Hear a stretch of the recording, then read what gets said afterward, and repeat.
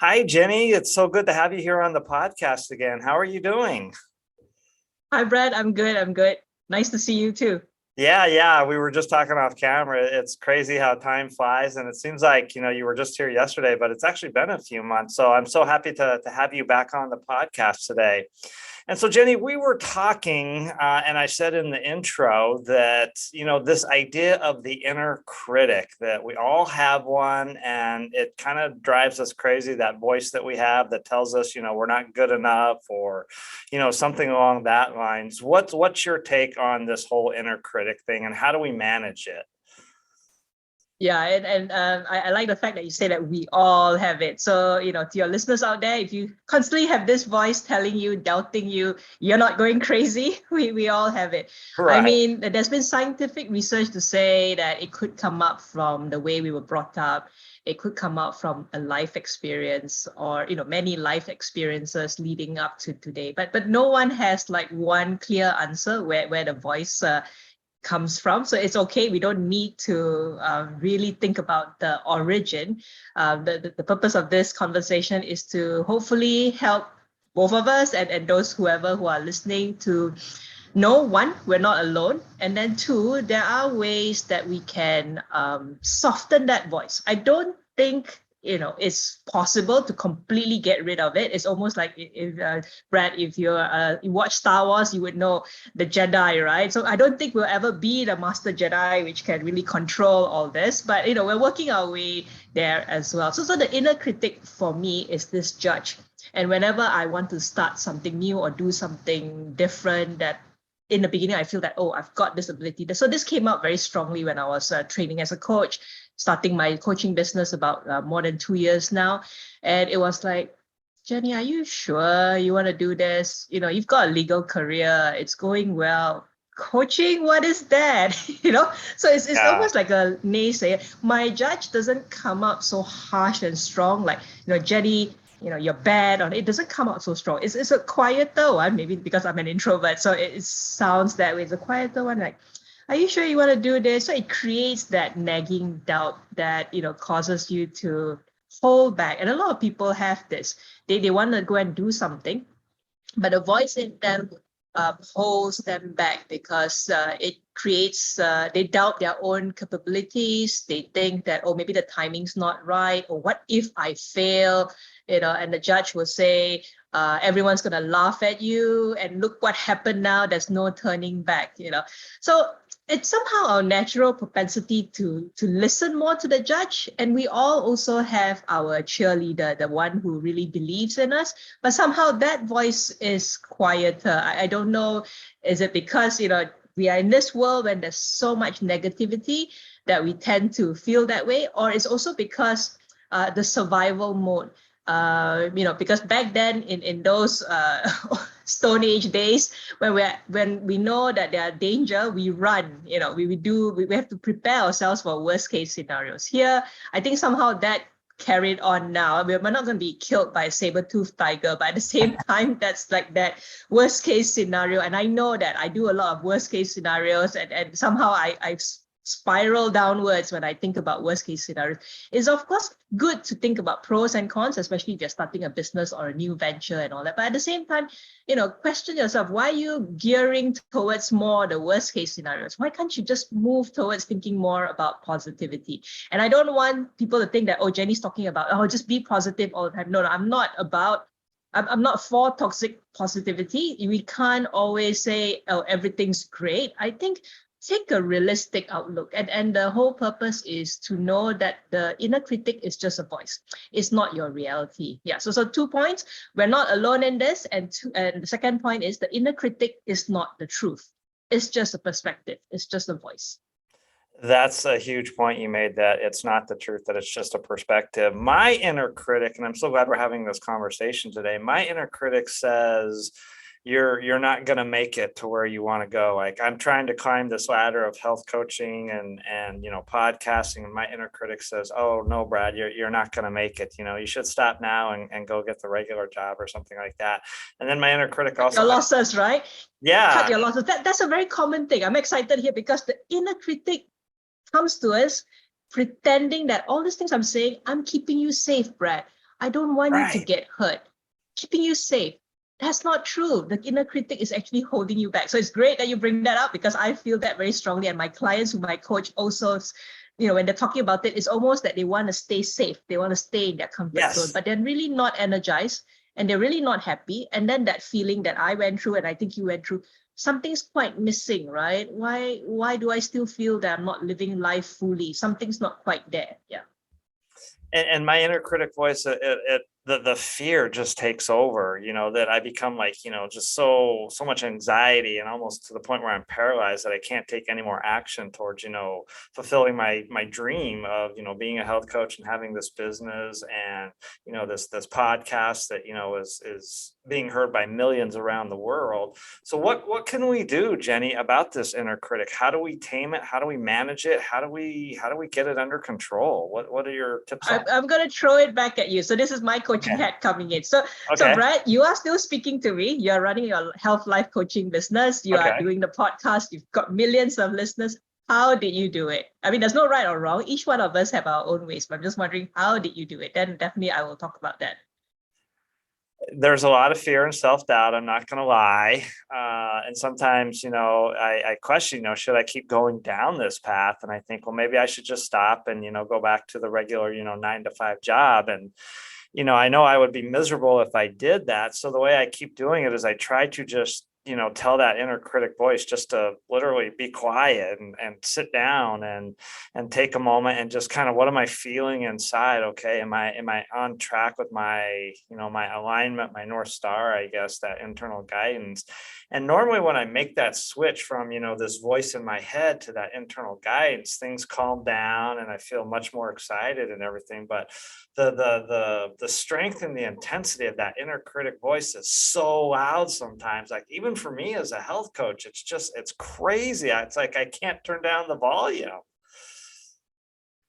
Yeah, thanks, Brad. And there you have it, listeners. That's the answer. No, I'm just kidding. That is part of it. That definitely, and you can see as I talk through this, there are similarities in how to deal with the inner critic that I do it. And Brad, you said stay focused on your true north. So I think it's important before anyone starts anything, whether it's a business, whether it's a job, whether it's relocation, whether it's going to get married, what's your sense around it? What's your higher purpose here? What's your true north? And get really clear on that. So once you have that clearly, that's like your compass. So when you have all these doubts coming in, like Brad, you said, you bring yourself to focus, your true north. Why do you keep doing this? And yeah, right, the voice is so loud. So the fact that you are aware, I think one way to overcome the inner critic is the awareness. A lot of times we go on autopilot, and what we just talked about earlier, the inner critic, we think that it's our own voice trying to keep us safe.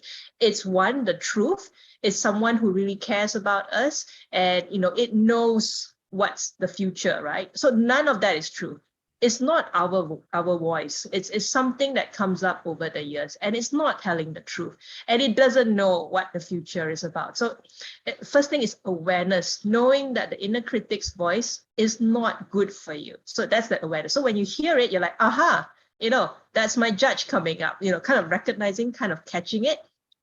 And then deciding also, like you said, do I want to hear this part? So can you imagine if someone is not aware of it, you don't even have this exercise to stop the hijacking, right? You just hijack and you don't even know because you're not aware of it. So key is awareness. So I would suggest to your listeners, think about it, have like a stock take of your day and see where this kind of voice comes up. It could be like, I'm going to call my colleague and tell him that he's not delivering, his end of the project. Then you hesitate. Then the judge is like, are you sure you want to say that? He's going to think you're so mean and you're not even his boss. So all those things. So you stop there and say, okay, if I don't call him and make this point, it's going to affect me and it's going to affect the project. And this voice is not helping me out at all. It's not even keeping me safe. Then you kind of take a deep breath and you center. And that's, you ask, why am I doing this call? It's not to hurt him, and it's actually for the greater good of everything, right? So you go ahead and you make that difficult call. But can you imagine if you're not aware of that voice, you just sit back and then you're like, okay, right, I don't call him. Then you fret about it. Oh, he's still not delivering his piece. I can't do my piece. And you can imagine how stressful the day goes. So it's interesting if you can do like a little stock take throughout your day. I'm not saying that you listen to every thought and analyze it because you go crazy, but just set aside one day when you see, oh, there are similar trends here. Like, you know, you want to speak up, but you hold back. You think that that person's not doing the right thing, but you hold back. So what's going on here? So a lot of times it's not about the situation, it's about your thoughts about yourself. Maybe you think, I'm not even good enough to voice that opinion. My opinion doesn't matter. So in a way, practice doing the opposite. You know, in those smaller situations, practice doing the opposite. If you think my opinion's not good enough, I mean, if I think my opinion's not good enough, why don't I just say it, maybe to this group of people I know, and then see what happens? Yeah. Of course, if it didn't turn out well, you know, then you go downhill again. But it's more like, tell yourself, this is not the be all and end all. It's a learning journey. So one is awareness, and you can see now the second part is probably more like self-compassion.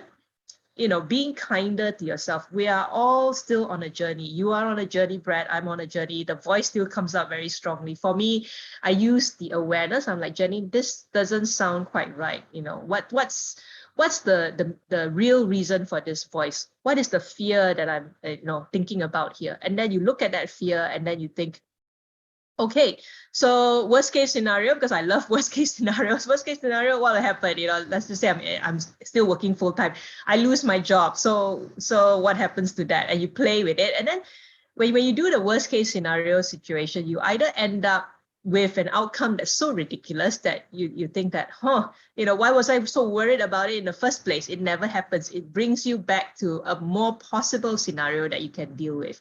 On the other hand, playing the worst case scenario might bring you to a scenario that's so real that you think, oh, the worst case scenario may happen. However, you went through that whole thought process and you're like, okay, it will happen, but I can deal with it. It comes to a more calmer way of looking at it because you looked fear in the eyes and you challenged it and you thought through it. So, I mean, I would only recommend my client to play the worst case scenario game when they're more stable, not when they're in the middle of the emotional hijacking, when they've like calmed down and are ready to do it. Usually they end up in these two outcomes. One that's really ridiculous and they laugh about it and they're like, why did I ever think about it? There's another person, I can't give names. Her worst case scenario was to lose her job. And it was actually real. But then she realized, as she looked back in her career, how resilient she was. She's like, actually, this gives me an opportunity to think about something else. It's almost like a stop and reset time for her. And she was actually energized by that worst case scenario. But if she didn't think about it, the inner critic would have trapped her in her mind and she would have been paralyzed. Okay, I know I've gone on quite a lot. What's coming up for you, Brad? No, that's fine. Let me back up to this word that you brought up several times, this awareness. I know that's kind of a popular word in the personal development world and all of that. Can you kind of, I guess, for someone who may not be familiar with that term or whatnot, what exactly is awareness? And then more importantly, like how do we become aware? Like you say, if you're not even aware of your thoughts, then you maybe, have a much greater challenge. So how do we become aware, I guess?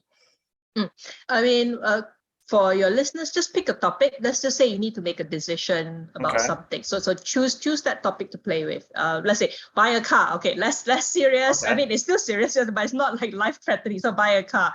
And then as you're going through that process, see what are the thoughts that coming up. Your judge would say, hey, Brad, are you sure you want that car? Right. It's gas guzzling, it's not environmental friendly. So that sounds factual, right? But then as you go deeper down, there could be a voice to say that, your friends are going to laugh at you, Brad, you're not a teenager anymore. Why are you buying this kind of flashy car?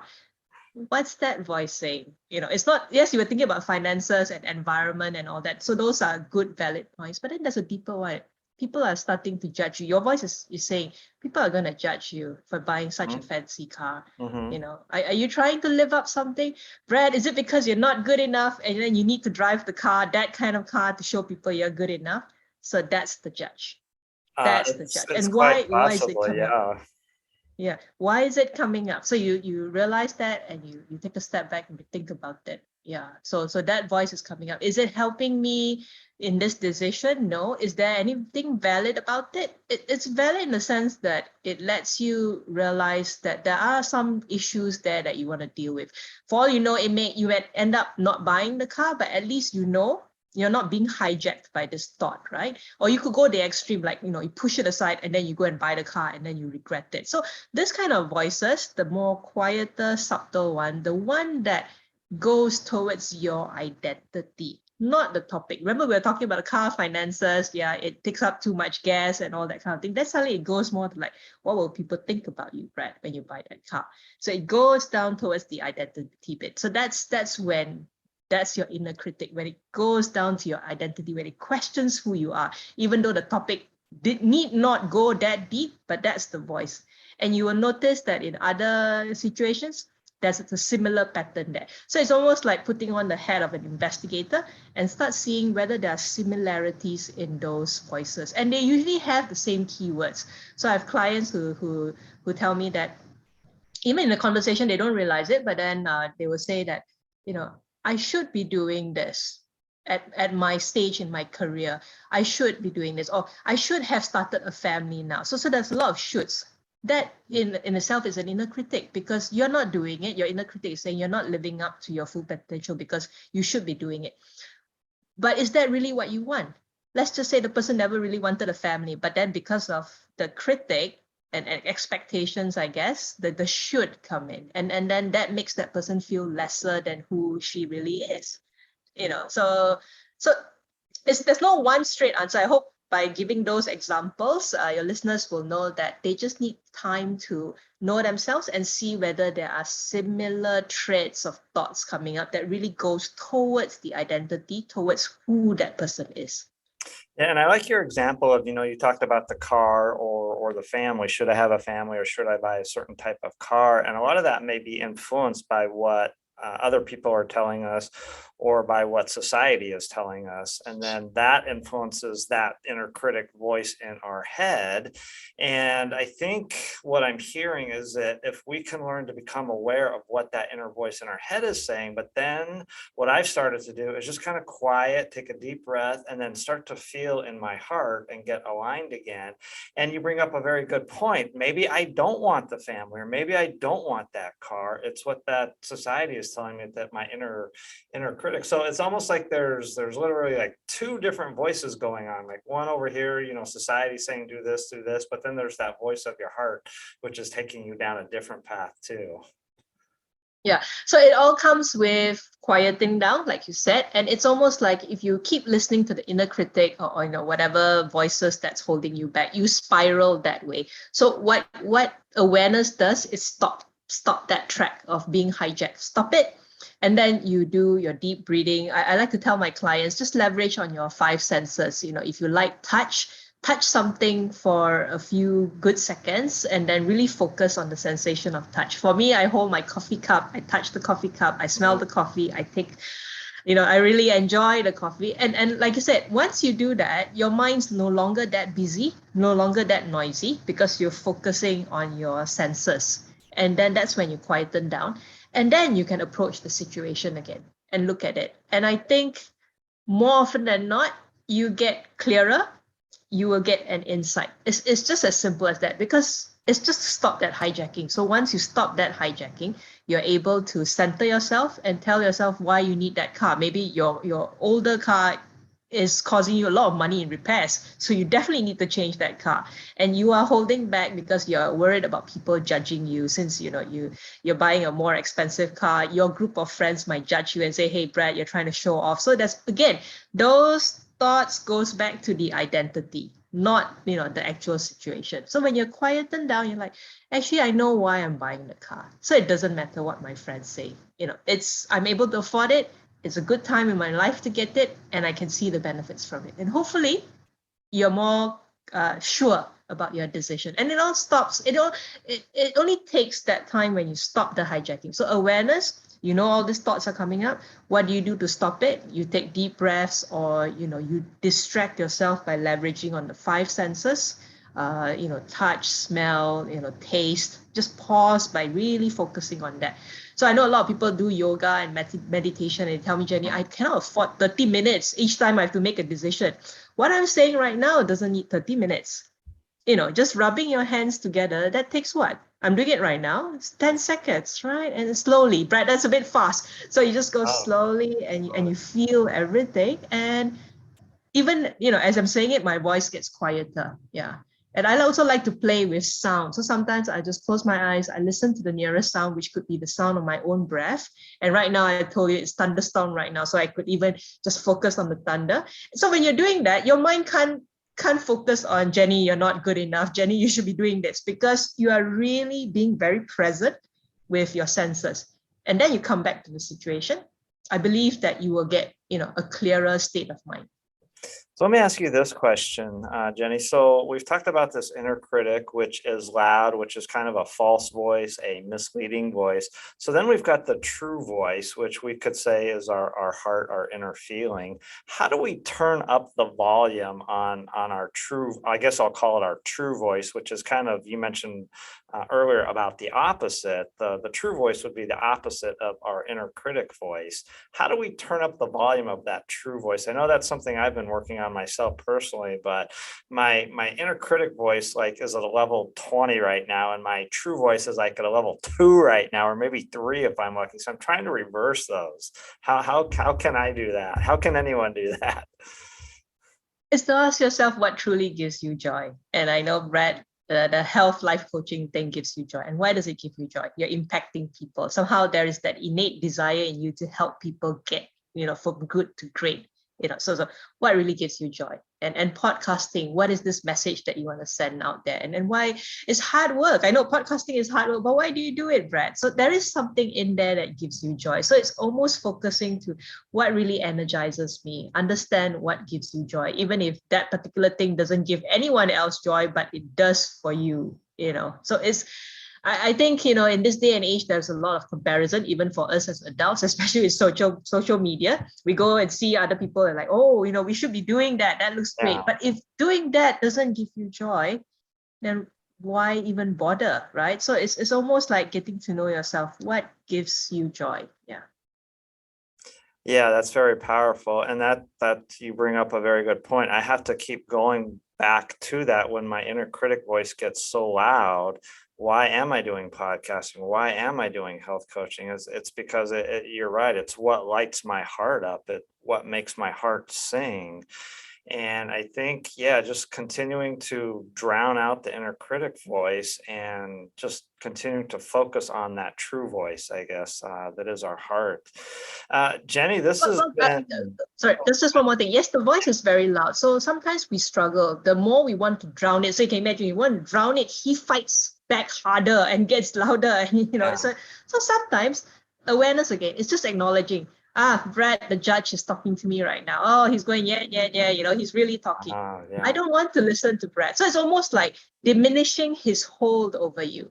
Because if you want to try and shut him out, on days when you're stronger, it works. On days when you're already quite low in energy, physically, mentally, emotionally, it's hard. So a tip would be, you hear that voice and you're like, okay, Brad, the judge is not helping me right now. I know he's there. I choose now to listen to Brad, the cheerleader, who says, you're impacting one person today, in this, who's listening to this podcast, you're impacting one person today. And I'm so joyful that that one person is being impacted positively.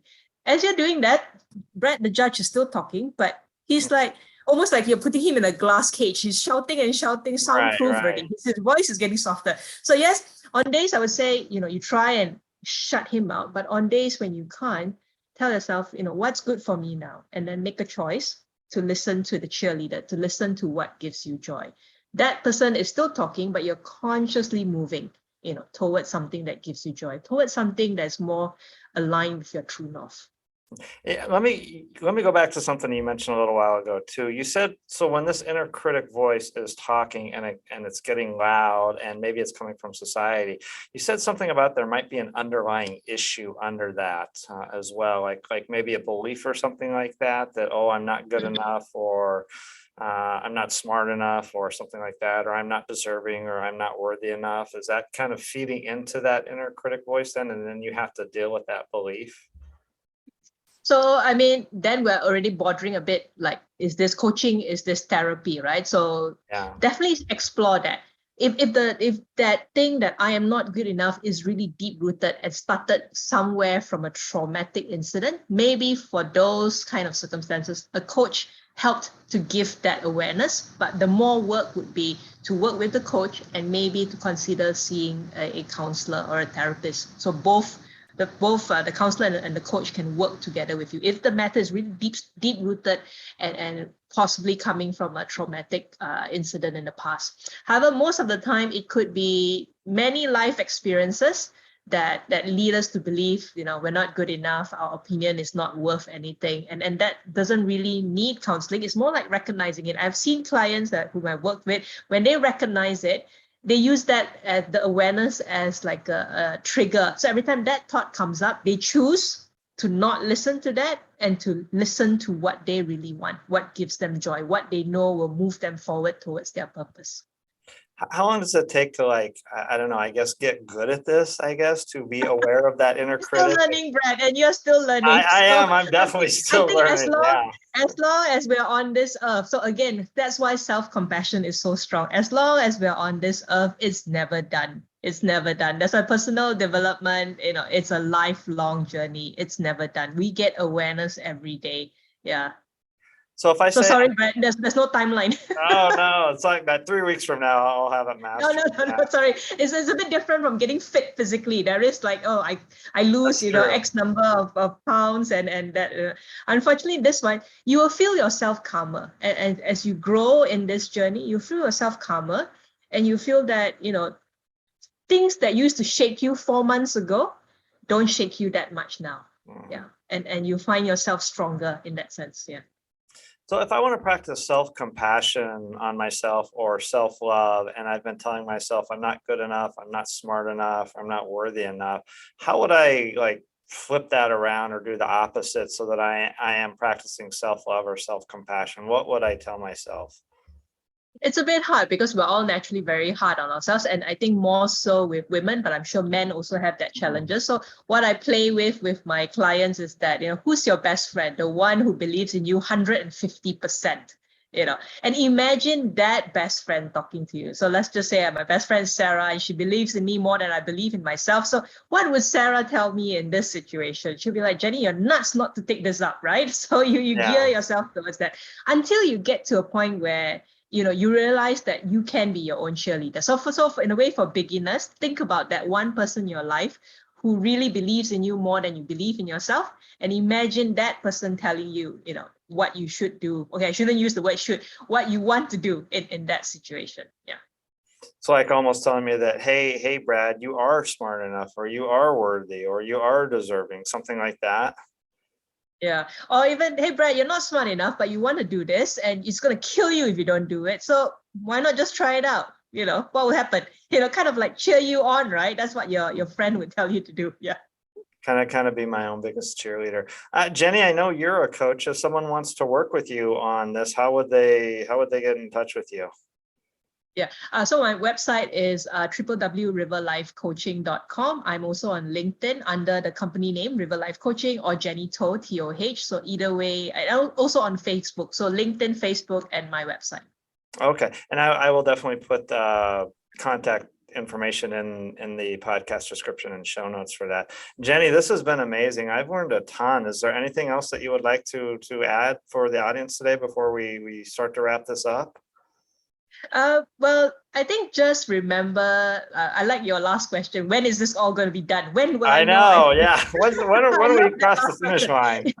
Yeah, I know. As for me, as a planner myself, by nature, I'm like, okay, by X date, I'm gonna be like that. So I want your listeners to know that as long as you're alive, as long as you're breathing, it's going to be a journey. And if you continue to move towards the things that energizes you, the things that give you joy, you're in the right path. And if the question of what if keeps coming up, question that what if. Why is it holding you back? What would it take for you to just move in that direction and just do something to get you closer to your goals, closer to your dreams? Yeah. So it's a lifelong journey. Don't be so hard on yourself and enjoy the journey, right, Brad? If we keep focusing on the destination, I know it's good to set goals and reach the goals, but if we forget the journey, the lessons learned in the journey, then where's the fun in that? Yeah, I've learned that the hard way sometimes. If you're not enjoying the journey, then yeah, what's the point? I love just to start to wrap this up. I love this point how, if we're telling ourselves something that inner critic, that voice in our head that is that inner critic, it is a false voice, it is a misleading voice, fake voice, if I could use that term. That's quite popular in the media today, this idea of fake. So that fake voice, and then slowly, like you said, become still, quiet, go within, and start to listen to that true voice. And eventually the inner critic voice will start to drown out and the true voice will start to become louder. But as you said, it's a journey, and we're here to laugh, we're here to smile, we're here to eat ice cream. Yes. And then the true voice is the one when you're thinking about it will give you that quiet smile. Then you know you're on the right track. Even in your stressful busy day, when you connect with a true voice, it gives you that lightness. Then you quietly smile. Then you know you're on the right track. Yeah, this has been beautiful for me, Jenny. I needed to hear this today because I'm new into the podcasting world and health coaching world, and that inner critic voice has been very, very loud multiple times over the last several weeks. And yeah, it's a matter of being quiet and what brings you joy, and follow your joy. Jenny, it has been an absolute pleasure having you on the podcast again today. I so appreciate it. I'm going to invite you back right now. There's always more topics that we can talk about. Thank you, Brad. We can discuss. So one more time, I will put it in my podcast notes, Jenny, but your website again, one more time for anyone listening. riverlifecoaching.com. riverlifecoaching.com. Okay, riverlifecoaching.com. So again, if you are out there and you're wondering about this inner critic voice and how you can quiet it and turn up your true voice, reach out to Jenny. She can certainly help you with that. She helped me today already because now I understand this. I'm glad because we all need people who give to give to other people. Yeah. So blessed to be able to know you and collaborate with you, Jenny. And again, if you're listening today, I super appreciate it. I always like to say thank you to the listener, because without you, the listener, none of this would be possible. You make the Be Well podcast possible. You make what Jenny does possible. You make what I do possible. So again, thank you very much. And please, if you are listening, do me that favor and pay it forward and leave me that 5-star review wherever you do listen to your podcast. And please share this episode and share the Be Well, Be Safe, Be Happy, Eat Ice Cream podcast with others. There's a lot of good stuff here, and the more people we can reach and the more people we can help, the better. So please, pay it forward and share this episode and leave me that 5-star review. And appreciate you being here. And as I always say, until next time, this is Coach Brad saying, be well, be safe, be happy, eat ice cream. Take care, everyone. We'll see you next time.